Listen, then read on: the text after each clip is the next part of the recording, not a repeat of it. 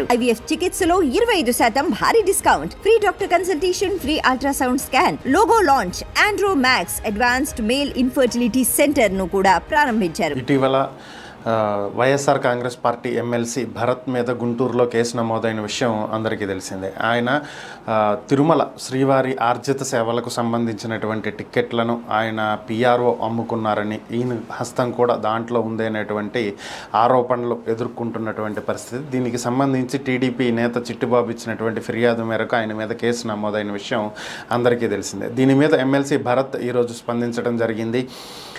స్వామివారి దర్శనం అలాగే ఆర్జిత సేవలకు సంబంధించినటువంటి టిక్కెట్లు అమ్ముకోవాల్సినటువంటి దుస్థితిలో తాను లేనని, అటువంటి దుశ్చర్యలకు తాను పాల్పడనని, తన తండ్రి ఒక ఐఏఎస్ ఆఫీసర్ అని, నిబద్ధతతో కలిగినటువంటి క్రమశిక్షణతో కూడినటువంటి మనస్తత్వం అలానే ప్రవర్తన తనదని చెప్పి భరత్ తెలియజేయడం జరిగింది. కుప్పంలో చంద్రబాబు మీద పోటీ చేసినటువంటి కారణంగానే కావాలనే ఈ విధంగా కార్నర్ చేసి తనను హింసించాలనేటువంటి ప్రయత్నం చేస్తున్నారని, అంతే తప్ప తాను ఎప్పుడు ఎటువంటి అవినీతికి పాల్పడలేదు అని చెప్పి ఆయన స్పష్టం చేయడం జరిగింది.